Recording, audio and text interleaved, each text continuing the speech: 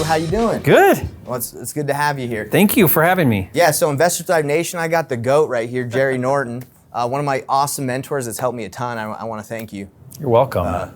Over air. Thanks for helping me so much. I mean, you really changed my life. It's been great to be a small part of your success, Nathan. So A big part. But anyway, Investor Thrive Nation, we got Jerry Norton. We're going to interview him today about the origin story. What got you started? You know, people see where you're at right now, but I kind of want to dive in to see how you got there. Yeah. And your story, and kind of tell us what you got going on in the future. Just kind of chat with you about your life and stuff like that. Is that cool? Yeah, I'd love that. Okay, so let's just dive right into it. I kind of want to know, you know, how it all began. Did you always want to get into real estate? No, in fact, I didn't start real estate till 27, although from a really early age, 19, 20, 21, I really wanted to make something of my life. I felt like God was calling me to do something big, but I had no idea. I didn't really grow up with much of an upbringing on entrepreneurship or business ownership. So starting to kind of learn a little bit about that in my 20s was like this brand new idea. I look at my kids now and I'm like, man, they've grown up with this, being around this so much. That hopefully it's just kind of natural for them, but for me it really wasn't. And I just kind of was trying to figure out life. I was bouncing around, doing kind of minimum wage construction. But even at that time when I was doing construction, I wanted to find something that would be, special and amazing. I wasn't okay with just having this mediocre life. Right. But it just took a while. Like I didn't know how to do it, how to figure it out. Yeah, man, it usually does when you're trying something brand new to you, right? You say you didn't grow up with the entrepreneurship. Knowing a lot about it. I got married right away, started having some kids. And when did you get married, by the way? So 21, came back from a church mission. Yeah. Met my wife, we got married like 4 months later. Some people would say that's really young, right? Yeah, I think today it is. Today that's pretty young. And so I'm 27 here, kind of working in underground construction in Metro Detroit. When you say underground construction, I don't really know what that means. Is that it's like utility work? Yeah, so I worked with the business. What they did is they would put in like water and sewer lines, and electric, gas.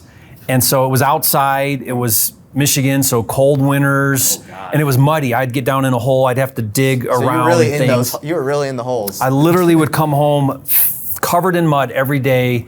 My wife would make me take off my clothes at the door so I wouldn't bring mud in. Yeah, basically. And that was my life, in my late 20s all the way up to 27. And then I heard about real estate, started to kind of, big picture. I think most people are like, oh, most millionaires did it through real estate. And I heard those stories. We all have, right? Yeah.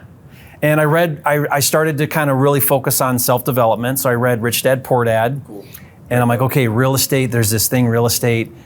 And then through my older brother, I heard about wholesaling. Mm-hmm. And he's like, hey, Jerry, I'm going to go to this little wholesaling event, like a couple day thing. Yeah. And you want to come along and let's go. So I go with him. Were you hesitant? Were you like, I don't know, brother? No, I was like looking. Okay. So I was like, let's go. What is this? I want to learn about this. Borrowed the money for the class, for the seminar, That's how it usually goes in the beginning, put on a card or something. And I go and I just, there's this distinct thing that happened, Nathan, that was really transformational. I'm in this group, and it wasn't very big. It was like maybe 20 people. Yeah. It was Robin Thompson. I don't know if you've ever heard that name. And there were people there that knew so much. And I was like, man, because I could tell by the way they were interacting, answering questions and things. And I'd go up to these people at break and I'd say, man, you know so much. Tell me about what you're doing. And they're like, oh, well, I'm still working on my first deal. Oh. And I was like, really? How could that be? You know so much. And it was my first introduction to education versus action, application. And there's probably a lot of people stuck in that analysis paralysis, right? The education where they know a lot. Everybody's on a different path, a different journey. I get that. But I quickly learned that there's a big difference between knowing and doing. Mm. And so I decided, look, I don't want to be that guy. I want to actually do, I'm ready, let's go. And so I quickly learned some basics and I just went out there and I started talking, I started calling, and before you know it, I'm kind of putting a few deals together. Shoot. But I was scared. I mean, I had a family and I had this job and I had bills to pay. You were juggling both in at that time. Yeah, so I kind of side hustled it. Got it. And I kind of told myself, well, if I can get enough income from wholesaling and set that aside to basically replace my job for a year, then I'll go full time. Got it. Yeah. And that was kind of like my safety net I created for myself. And your wife was cool with that? No, she wasn't. No, she grew up in a 9-to-5 family. Her dad worked at the same company for 30 years. Right. She thought business and entrepreneurship, it was risky. It was just so foreign to her. Right. That she was not supportive of real estate, you know, And at the beginning. At the beginning, but at that point, how many kids did you have, if you don't mind me asking? We had 3. Okay, so that is kind of a little scary right there. You're telling her, hey, look, I'm thinking about doing this new thing. Yeah. You got 3 mouths to feed. Well, 4. And I did it all wrong. Like, I went ahead anyway. She was against it, and I got my first deal. And we were actually on the way home from the hospital with kid number 3. Oh, wow. And it was like on the way. And I said, you know what? I think I'm going to tell her. I said, I think I'm going to tell her. So I said, hey, honey, I want to show you something. And we drove by. And this is like the ghetto in like Detroit. Yeah. You know? I've never been to Detroit, but it was a bad neighborhood. Yeah. And I said, I'm buying that house right there. On the way home from the hospital. So bad timing, like really bad timing. And she was like, what? Yeah. But that all quickly changed. You know, I tell people, if you have someone that's not super supportive, they'll quickly become supportive if they see success. There it is, yeah. So I started to do some deals, and my wife's kind of like, you know what? Maybe you're onto something here. Maybe this is a thing. Yeah. Yeah. And so she quickly became supportive. I have the story I tell sometimes where I did this wholesale deal early on, and it was a $4,000 assignment. Right. And the guy paid me in cash, like just $100 bills. Yeah. Oh, gosh. And so here's what I did. I got home. I knew my wife wasn't home. I got home, and I put the money, like I spread it out all over the house with little sticky notes that said, thank you for believing in me. Oh, wow. I couldn't do this without you, right? And you made a believer out of her, right? And then she comes home, and I'm lying on the bed like this, you know, with money everywhere. And it was just really cool. And we took that money, we put it in a jar, and that was babysitting money for date night. And we didn't spend it on anything else, just that. How long? That must have lasted a while. Yeah. I mean, for a couple of years, and I told my wife, I said, let's do date night every single week. And we've got money set aside for babysitters. That's all this is for. Wow. And so she got behind it, and it was kind of a fun journey. Here's the interesting thing. Yeah. After that year, I said, okay, I'm ready. Let's go full time. Wow, 1 year to go full time. Yeah, it took me a year side hustling, doing, and so I needed to save up about $25,000. That's what I was basically earning in that job. Yes. Nothing, right? And so I had that set aside. I said, okay, let's go. My first month full time, where now I've got all my attention. Like, right, I'm not distracted by the job. Yep. Just let's go every day. I did 5 wholesale deals and did $52,000 in assignment fees in my first month full time. That's amazing. And so, you know, looking back now, I think, man, maybe I should have jumped in full time like way sooner. But you know, your journey's your journey, and I think I needed to go through that experience. I think I still learned a ton, like that part-time phase. But I quickly realized, man, when you can put all your attention at this, it's amazing what you can do in the business. Gosh, so was that just you at that point when you went full time? Oh, yeah. Was just you, no VAs, nothing? No, basically driving for dollars. I mean, this was almost 20 years ago. We didn't have the tools we have now. Oh gosh. I mean, it was such a different way of doing things then. But that was. So those same tactics still work today, driving for dollars. And totally. Yeah. I mean, mostly it was just talking to people, making offers. Like that was my model. Just not being afraid to just keep applying that. And I knew, hey, if I talk to people every day, I'm going to get deals. Yeah. Now, I think the one thing I don't talk about a lot that I did that I think really helped me to really grow and develop was I'd go to the public library and I'd check out CDs on all the greats. So Brian Tracy and Tom Hopkins and Zig Ziglar, you know, the classics. Yeah. And while I'm driving around all day in my little beat up pickup truck, mindset was on. I'm listening for 8, 9, 10 hours a day, just listening. Just building up that mindset. And that was changed everything for me. Wow. Because I figured out that I had so many limiting beliefs. Yes, yeah. I was my own worst enemy. I was self-sabotaging. The only reason why I hadn't figured anything out till 27, it wasn't that I wasn't trying. I was in the way. All these doubts would come in and disbelief and not feeling worthy enough, and even still after like starting to make money, I would make a bunch of money and then I wouldn't make money. I'd go these spells, starting out. Roller coaster, right? I'd roller coaster. And, I had to really learn a lot about finance and money. And the book that was transformational for me was Secrets of the Millionaire Mind by T. Harv Eker. He talks about these kind of wealth mindsets. And so that was a big deal for me. Dang, that's been awesome up to this point. That's an incredible journey.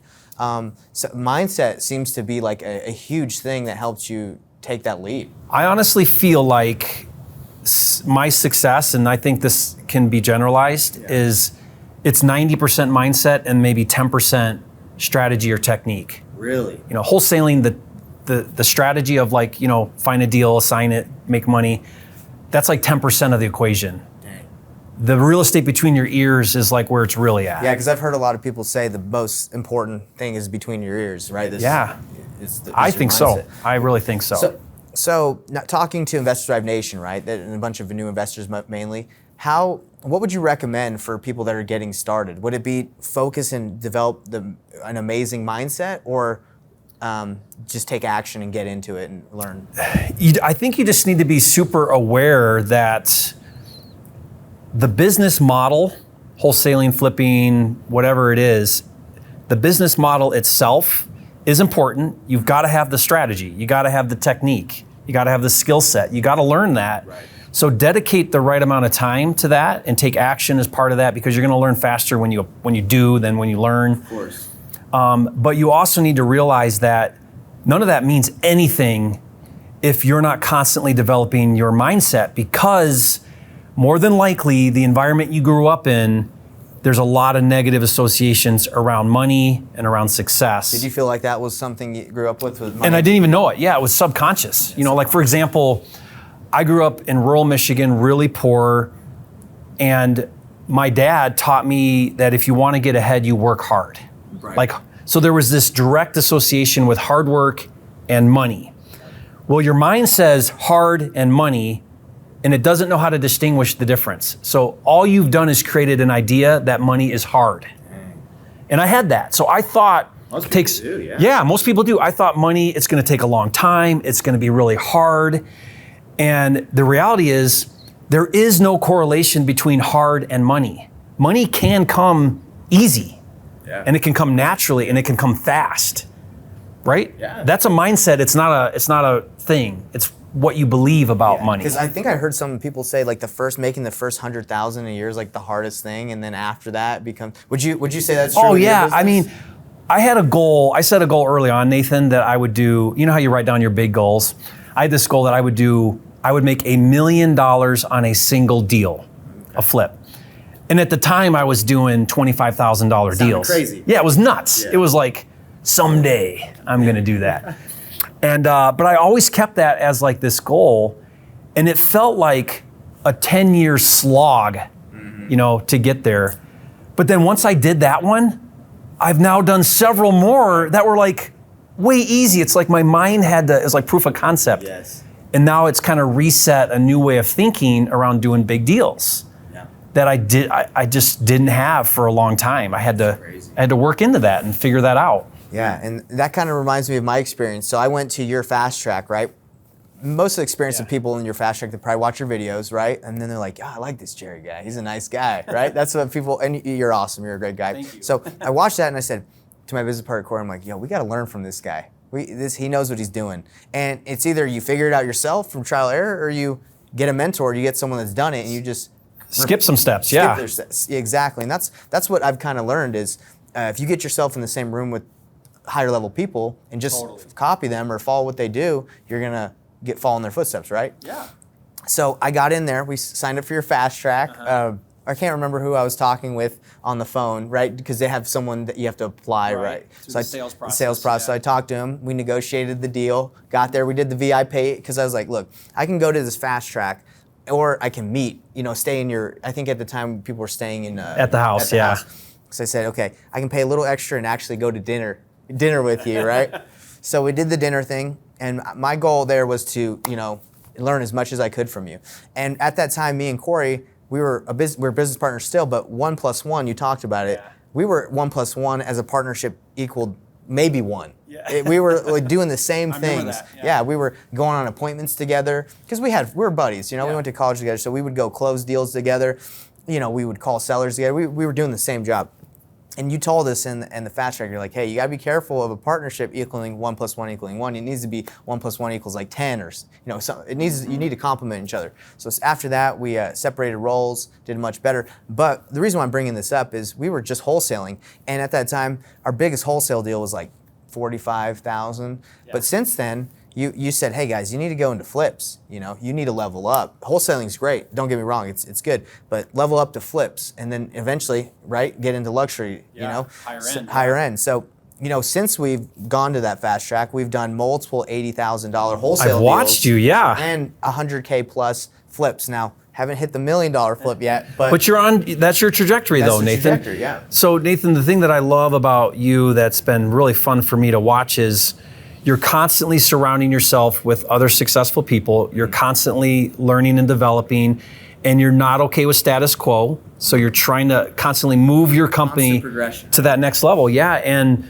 in this industry, I really firmly believe that wholesaling, it can be the end all be all, but it's more useful as a stepping stone into other things. Yeah, as an option, right? And always a plan B. Yeah. Because anytime you have a deal that doesn't quite fit these other strategies, wholesale that baby, make your assignment fee, feed the engine, right? Pay the bills, keep the money coming in, maximize your leads. So I think having wholesaling as your kind of core roots is a phenomenal backbone, right? Or foundation to your real estate business. Right. I look at people who maybe don't know how to wholesale, and I'm like, man, you're missing out. You're missing out, because wholesaling is the easiest, smoothest way to off deals that don't fit your bigger strategies. Right. So we start out with that being the main thing, and I did too. I mean, if we go back to kind of like my story, I wholesaled for about 2 years before I touched my first fix and flip. By the way, was that nerve-wracking to go from straight wholesaling? I didn't want to do it. Yeah, I was like, I don't want to learn rehabbing. I don't want to deal with contractors. I don't want to raise money. I don't want to do all that. I just want to kind of keep doing these wholesale deals. What happened though was, when I say I didn't want to, I was reluctant. I was scared. It's new. So I was scared of the new thing. Yeah. Holding costs and all at the time, this is Detroit. The market's kind of starting to fall out there. And what happened was I called it the cheap factor. Well, California money and even foreign money was like looking at Detroit going, man, I can buy houses for $10,000 and $20,000. So all this outside buyers were coming in. And so I started wholesaling to these guys. But the problem is these were buy and hold people. And I couldn't wholesale them the next deal until they got that one like fixed up and rented. Right. So I was like, man, this is slowing me down. Yeah. So I'd go to these buyers and I said, hey, well, I found you the deal. Why don't I get the rehab done? Why don't I place the tenant? Oh, nice. So I built out this kind of turnkey model and did really well with it. I mean, we were doing 70, 80 turnkey rentals where I'd buy it, fix it. I even had property managers, they'd place the tenant, I'd package it and sell it to these foreign investors or out-of-state investors. Wow. And by the way, a lot of foreigners. A lot of foreigners. Yeah, we were Israel. A lot of people. Oh yeah, we were selling Israel, Australia, England, like a lot of foreign buyers, because the price point was like $50,000, $60,000 with a tenant paying $800 a month. So were they able to kind of not overpay, but pay more than if you would have just wholesaled it? Yeah. So at the time, I mean, these are just crazy numbers. I would buy a house for 10, I'd put 10 into it, and I'd sell it for 50. I love it. Yeah. And that's placing the tenant and doing. Yeah. Mm-hmm. Did you own the property management company as well, or did you? No. Because I know a lot of people do that as well. A lot of people do that as well. What happened then was, okay, 08 comes. So let me back up a second. A lot of my buyers, they would buy them, refinance, buy another one. They do cash out refis. Right. And at the time. The BRRRR, right? Sort of, yeah. Okay. Yeah. So they would buy it for me as the wholesaler. Oh, not a BRRRR. I would do the rehab. Right. Okay. Yeah. They were just buying turnkey, but they were buying them for 50. They were appraising for 80. They'd money too. They'd cash out, pull the cash out, buy another one. So I'd sell one guy 10 houses. And then financing fell out when 08 came. So the financial crash, no longer were they doing these refinance loans, especially these. These were like, they called them the ninja loans, which was like no income, no verification, no nothing. They don't have those anymore, right? No. If you could fog a mirror, they'd give you a loan. Gosh, and that's why 2008 happened. Yeah, right? that's why it happened. Yeah. You know, I was part of it. I was selling houses where these guys were Made some doing good money off of it, huh? they were doing these ninja loans. And so when that fell out, I said, well, now what do I do? So I just went retail. I started fixing and flipping. I moved out of the low income, moved up into like first time buyers. So these were like $150,000 houses. Did you have your license, by the way? Yes, so I got my real estate license from day one. Okay, day one. At the time, if you didn't have MLS, you were really limited. There wasn't software and tools like there is today. There wasn't like Flipster. There wasn't Flipster and these other ones, yeah. So MLS was useful. Now, I still believe even today, having a license, there's so many benefits. Yeah. But I started doing retail. Now at the time, buyers would struggle to get financing still. So I'd go through like 3 FHA buyers before one could close on a flip. But I just took the flipping model and I went retail. And by the way, the whole time I'm still wholesaling. I'm just trying to be selective. Mm-hmm. And then Nathan, something transformational that changed my life and career happened. I was doing these $150,000 kind of starter homes. Yeah. I'd make about 25, 30 on a flip. I got pretty good at it. It was kind of cookie cutter. A lot of these were like bank properties I'd buy. And I had one of these bank real estate agents call me and they said, hey, Jerry, I got this property that I think you'll like, but it's in this higher priced area.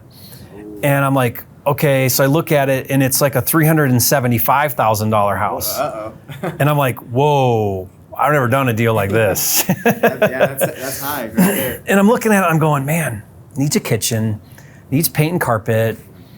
You know, maybe I got to spend a little more on appliances, but it doesn't really feel like it's that much different. Bigger house though, you know, nice big, like a 3,000 square foot house, not a 1,000 square foot house. So I'm like, okay, let's do it. So I do this deal, scary, out of my comfort zone. Again. And I flip it and I make $75,000 on the flip. And I sat down and I'm like, I made $75,000 on this flip. Normally I make 25 on these smaller houses. Man, it was the same work, same time. I had to get a little bit more money for it, right? But same time, energy, and effort, but I made 3 times as much. Because the risk, you could say the risk, if you just look at it, was a little bit bigger, right? Well, a little bit more capital, but I mean, buyers in that neighborhood were paying $375 left and right, just like they were paying $150 in these other neighborhoods. Right. So no different there. There's a buyer. But you originally, it was new to you, so you maybe you felt originally like it was a little riskier, right? Yes, for more, because I'm borrowing money for these deals, right? So a bit higher payment on my interest loans and stuff. I had to do the rehab a little bit different, but not really much. I mean, I used the same contractors. Yeah, because it was only a town over, right, from where I've been doing deals. And so I had this major aha moment about the higher end model. Okay. And so I went from doing like 70 fix and flips a year. Which is a lot. I mean, that's 10, 15 deals going on at a time. Like it was stressful. Yeah. Stressed out of my mind all the time, running around rehabbing everywhere. I'm the bottleneck, right? Because I got to make all these decisions. Didn't really have good systems in place, but I'm trying, right? Yeah.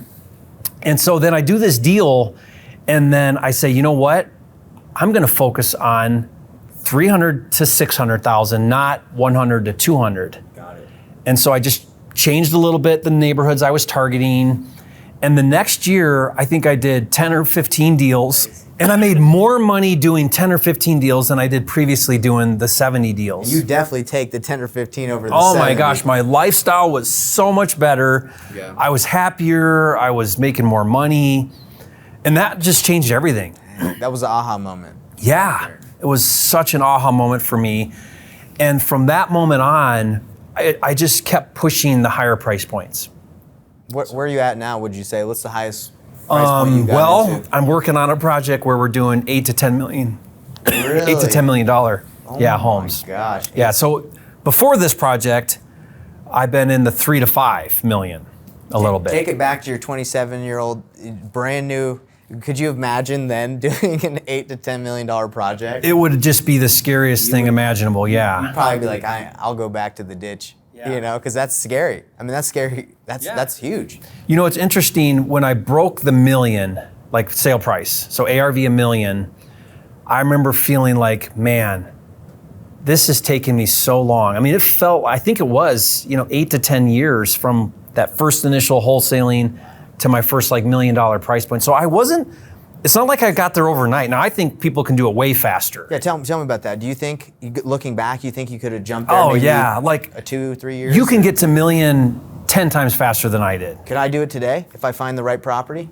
I think you're close, yeah. Yeah, I think you have enough tools. Find that. Yeah, if your mind's, I think it's just the capital. You need the money. And sometimes hard money lenders will lend on the repair costs too. Totally, And then yeah.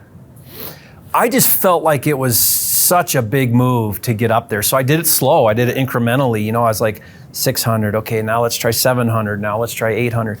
And then when I did $1 million, I played around at $1 million for a little bit, and then I said, okay, I'm ready to go to 3 million. So I moved to Phoenix because Scottsdale, Arizona is the market. Like there's a market for it. When I say a market for it, there's enough buyers paying 3 to 5. It's a bit, Scottsdale, right? Not all markets have it. So before that, I was doing St. George, Utah at $1 million. Well, and that's probably the that's cap. a cap, yeah. I mean, there's some going higher, but there's not a market for it, whereas Scottsdale there is. So go to Scottsdale. Is that why you originally moved there? I wanted to break into more higher end luxury. And so my first couple deals at the 3 million, my first one I lost money, my next two broke even. Did the first one you lost money, did that kind of scare you from going further, or were you like... No, at that point, I knew it was part of the process. Do you mind me asking how much you lost? 200,000, and it took 2 years. Yeah. Wow, but you learned a lot. Oh yeah, that was it, it's just figuring it out. So I did everything wrong. I overpaid on my landscaping. These are new construction, by the way. So it took from the brand new. Bought a lot, built. Okay, Yeah, so that was not rehabbing. Not rehabbing. Okay. No, did a couple rehabs in that window of time, but basically it took me about 3 years to figure it out. But I was invested. I'm looking at it like, what is it going to take for me to break into $3 to $5 million homes? What do I got to do? What do I got to learn? And I'm willing to make that sacrifice. I'm willing to pay that price. Most people aren't. I was. And it worked because then that fourth deal was $1 million profit deal. Oh my gosh. Because I figured things out. That one we did fast. It was a year deal. Okay. Yep. So this is all new construction. I thought you were finding, just in my mind, I thought you were finding maybe a really distressed like $2 million home for like 500,000. So I've done 2 since then that are like that. But yeah. Would you say those are a little bit more difficult to find than doing it? Well, today those are actually easier and the reason why is because the permitting, the architectural process, that stuff's gotten so hard now. So like it takes a year to 18 months before we can break ground. Wow. Whereas before we could do it a lot faster. That's post-COVID. Yeah. Just post-COVID, yeah. Well, I want to outline something to Investor Drive Nation people are watching. It sounds like your journey has been like constantly going to the next level and doing something out of your comfort zone, right? So you leave your job, right, after a year and go into wholesaling. And then I think you said 2 years, you went into flipping, right? Yeah. And then after that, you started going high luxury. And so everything has been like something, like we've talked about it in your fast track, the dip. So would you say you're constantly going through a dip? Yeah, in fact, I intentionally put myself back into the dip, meaning I know now that the only way I'm going to progress and grow is if I get myself back into an uncomfortable place, out of my comfort zone. Right. So I've taught myself now, and I think this is an acquired skill, that if things are humming along and I'm feeling good and everything's great, trouble's coming. Oh gosh. Are you going to make the trouble, or is so it I just make coming? the trouble, meaning I'm going to become complacent. Got it. And I'm going to become irrelevant. So complacency and irrelevancy are the kiss of death in business. And what I've learned is that markets and technology change so fast now that the minute you're in complacency, you're in trouble because you're going to become obsolete. And I think that's what people want to get to a point where they're complacent, right? At least that's what the dream is like. Oh, it's I the can just dream. Relax. But you've been to those places. It's the worst. Don't ever go there. In fact, I hear people tell me all the time, I just want to be comfortable. I just want to, and I'm like, that's the worst thing you could ask for is comfort. Yeah, because where there's comfort, there's no longer growth. So now that uncomfortable, like, man, I'm in a scary place, actually feels right. Feels good. Doesn't feel bad. Yeah. it feels scary in that it's uncomfortable, but it feels good in that I know growth is happening. I know growth is coming. It's crazy. And we were kind of talking about this before this interview. You've been doing the kettlebells. Yeah. You're uncomfortable, right? Yeah, I do this Russian kettlebell workout. That's really difficult. Yeah. And most people, that you're definitely uncomfortable doing that, right? It's very difficult. Most people, so you're feeling the pain, and I told you I'm doing jujitsu and getting choked out, and it's uncomfortable. But in order to level up, you got to do the uncomfortable things. And most people probably look at you and be like, I'd love to be where Jerry's and just relax, just be complacent, right? But you're telling Investor Drive Nation, I'm always trying to get in situations where I can, I guess, not be comfortable so I can level up. Yeah, and so you have to ask yourself constantly all the time, am I in a comfort zone? How do I get out of this comfort zone? Right now I live in Puerto Rico, and I'm working on this deal that I'm trying to put together, which is a 20 lot project, oceanfront, and these are $8 to $10 million homes. I've never done $8 to $10 million homes. You've never done deals in Puerto Rico. I've never done Puerto Rico. This is scary. This is way outside of my comfort zone, but it's just far enough outside where it's going to cause this big stretch, but I'm far enough along to where I can pull this off. So when I say get out of your comfort zone and take risk, you can't be at a level 3 and jump to a level 8. That's too much. For me, I'm not going to jump into you're going to screw up $3 million right now. But you can jump into $750,000 or whatever maybe even the $1 million. Maybe even $1 million. Even if, for example, I feel comfortable now flipping a house because we know our numbers. If a house is worth $1 million and I get it for $500,000, the rehab's $200,000. What would that be, like a $200,000 flip? Yeah, that should be where you're aiming for. Yeah. So I look at it like a scale of 0 is no risk at all, to 10 is you've got a really strong risk muscle and a capacity to take on and manage risk. It's all about managing risk, right? So if someone listening right now, you're at a level 3, then what does a level 4 look like? Go there. Yeah. Push yourself to that 4. And when you're at a 4, then work on 5. Yeah, it's like if you're in the NBA, you got a G Leaguer, or not even a G Leaguer, like a high school, you're not going to go against, LeBron James. You're not ready yet. You're going to get killed, yeah. Okay. But you can go to that next level. Yeah, the G League or whatever college. Mm-hmm. That's cool. So that for people that are starting out, they don't have to feel like, I need to freaking level up. I need to get there immediately. You have steps. That's good. In fact, it doesn't even matter where you're at. I don't care if you're at a 5 right now or you're at a 1 right now. That's not the point. The point is, where are you at? Be real with yourself. The hardest thing, I think, Nathan, is self-confrontation. We have such a hard time being real with ourselves.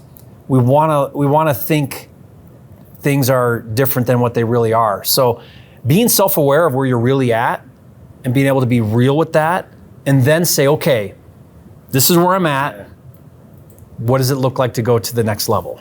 That's leveling up. So it sounds to me like successful people like yourself are, like we've talked about, they're not complacent. They're always trying to level up. And that's why they're getting places other people don't, because they're not just okay with just sitting somewhere. That's why, Nathan, you will surpass me by far. I don't know. Because I see even more of that in you than even I had at your age. Trying to level up? You're always leveling up. Yeah, you're trying to level up. You're trying to level up at a pace and at a level that is going to get you to do amazing things. I appreciate that. And I think what's important, it is. It's exciting to be here with you. When I joined that Fast Track 2 years ago, did I think I'd be interviewing Jerry Norton, the GOAT, on my YouTube channel that I didn't even have a year ago? Yeah.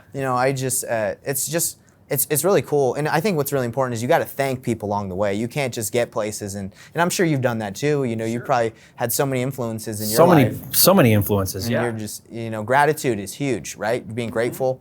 But I want to talk about something maybe people don't know that I think you'd be okay to talk about is, didn't you take like a year off in an RV or something and still worked with your family? Yeah, so that's when I went virtual with my business. I was doing everything in Metro Detroit, and my wife and I took we did an RV trip. So at the time we had 6 kids, and we piled them all in an RV, and we traveled for a year. And I still worked, but I was like maybe 20 hours a week. But here's the crazy thing. My real estate business did more that year than any year previously. And that's when I really started to learn the value of a team and systems and processes. I know these are things you're working on a lot. So important. So important. I didn't see the value in it so much until I wasn't there. It took, for me anyway, it took me getting out of the way. And I was like, man, I'm the one that's screwing everything up because everything has to go through me. And when I wasn't there, I was forced to rely more on other people, bring in talent, work on processes. And so now I'm such a firm believer in the two key components are the right people and the right processes and systems. That's how you build a business. And it takes time to get there too, right? You know, yeah, you got to get the right butts people in the right seats. You got to understand how to use the technology, right? You got to develop those processes. That takes time. Yeah, and that's something I've learned from you and a lot of people is just like to build great things, you have to have a solid team behind you. Oh, yeah. I mean, to do it yourself. Could you imagine doing what you're doing all by yourself right now? So it's interesting the progression I went through. So when I first started to build a team, my mindset was, if somebody else can do it 80% as good as me, that's good enough because at least now I don't have to do it. And so that's what I thought. And so I attracted that.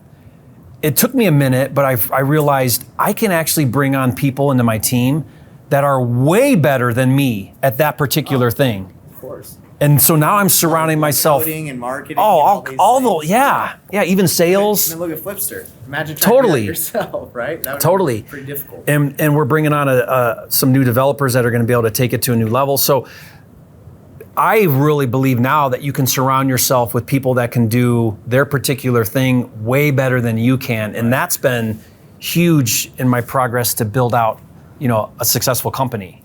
And that probably feels good because you're not only elevating yourself and your brand and your business, but you're helping other people develop great incomes, lives as well. Totally. And A players are amazing people to be around, amazing people to work with. They don't need oversight. They don't need babysitting. They're self-driven. And it's just game changer for your business to have that kind of people. Nothing's better than an employee that does exactly what he's supposed to do better than you can, right? I have a virtual assistant that I tell her to do something once and it's done. I haven't had that very often. That's amazing. It's amazing. It's the best feeling. I'm explaining to her what the tasks I need to be done, and I'm used to having to explain myself multiple times for VAs to get it. But she's like, "Boss, I get it. Yeah, I got it. You don't have to say it anymore. I got it." I'm like, this is the greatest thing ever. And I'm assuming as you level up, you have more people like that on your team. Yeah, and you'll It's probably amazing. end up putting her in management and training her to bring on other VAs, since, you know what I mean? So, yeah, that's great. It's a beautiful thing when you find the right people. It's awesome. But hey, Investor Drive Nation, thanks for tuning in. We've been talking with Jerry Norton about his life and what's got him there, and I think we've learned some awesome nuggets. Do you have anything else? One last thing, a golden nugget. We've already dropped a lot, but you have one last thing you'd like to tell new investors? Kind of the thing I'm talking about a little bit right now as of this recording is we're seeing some shifts in the market. And I think people need to be aware and really quick to adapt. And so I think the most successful investors are the ones that adapt the quickest. So as we're seeing the market shift, maybe a slowdown, we're seeing higher interest rates, these things that are going on, I look at that and I get really excited because whenever there's changes, that means doors are going to close and doors are going to open. Opportunities to make. Oh yeah, so or be an early implementer. So right now, look at these things going on and ask yourself, where are the opportunities and how can I be an early implementer and be quick to adapt? So right now might even be a great time to get into real estate right now. A phenomenal time, yeah. I mean, I believe any time's the right time, but because now's a great time, yeah. Always. Well, Jerry, thanks for coming on. Appreciate it. Thank you. Thank you, Nathan. Thank you, everybody. See you.